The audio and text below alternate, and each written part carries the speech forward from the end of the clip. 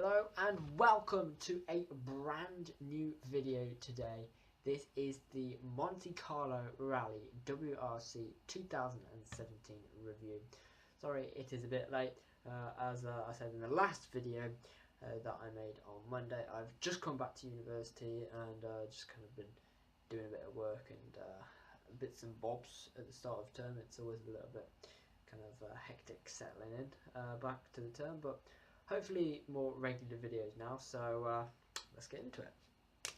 So, it was Sebastian Ogier who won the 2017 Monte Carlo Rally. He got lucky, it has to be said. He got very lucky to win this rally. It was Sebastian's fourth Monte Mastery, and he was able to beat Jari-Matti Latvala by 2 minutes and 15 seconds. Oit Tanak was third in the second M Sport machine, but it was all looking so good for Thierry Neuville until Saturday afternoon when he hit a rock and a WRC victory went begging.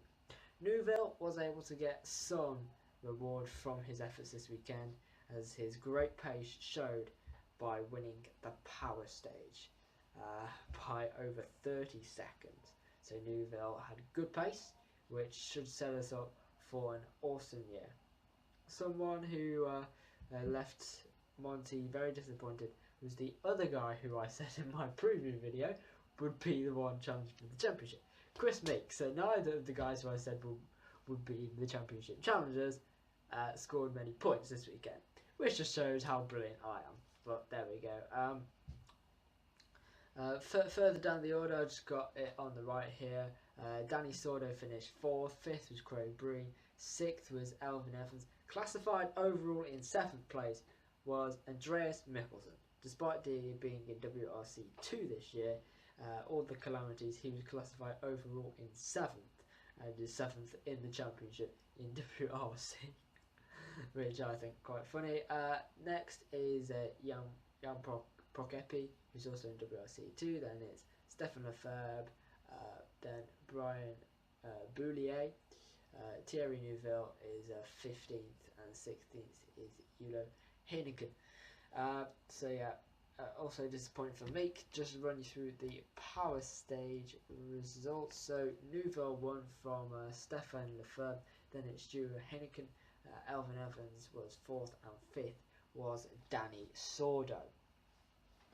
So, it was an interesting event, definitely faster, but also it was a very bittersweet weekend.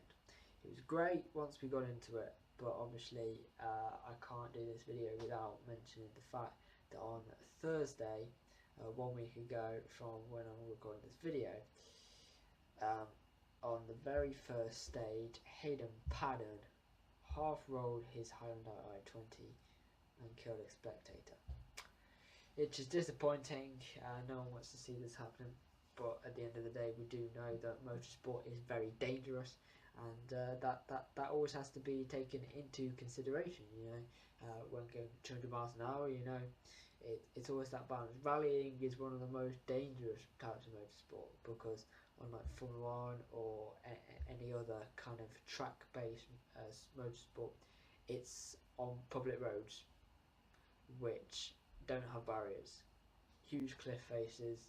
These are the most talented drivers in the world, so 99 times out of 100 they don't make the mistake that makes them flip up or turn around, but sometimes they do, you know.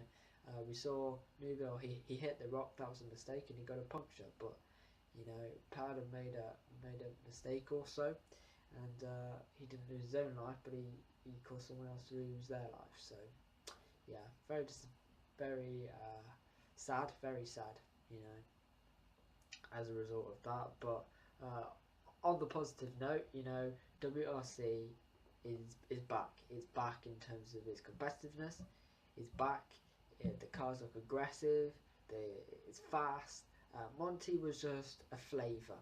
It was a bit disappointing with Neuville being taken out of the equation. It would have been interesting to see if Ogier had the pace to catch Neuville, because I don't think he did. I don't think he did. You know, Neuville was controlling that, but then he just made a mistake when he was pushing hard in stage 13 and cost himself the rally. But he'll be back in Sweden next weekend, so be interesting to see how he goes there. And also Chris Mink. He ruined his rally before it started with the whole padding situation, so he also needs to make a charge in Sweden, and he was very fast in Sweden last year. He was challenging for the victory against Ogier before.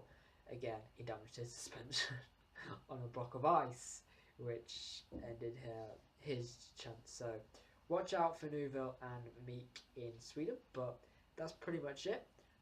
Not the most dramatic rally. It was obviously also a great weekend for Toyota with what was his face, Jari-Matti Latvala finishing a very strong second place.